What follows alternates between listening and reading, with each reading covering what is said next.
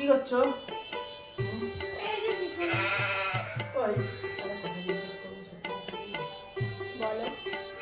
তোমার কলেজ লাইফে কটা বয়ফ্রেন্ড ছিল? দুটো। দুটো? হুম। দুটো ছিল? দুটোই ছিল। বাহ, ভালো। তোমার কটা ছিল?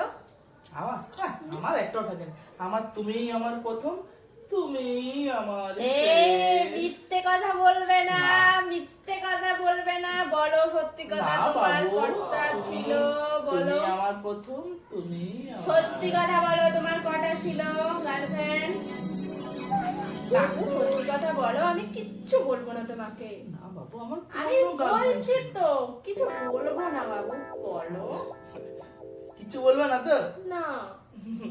চারটে। চারটে?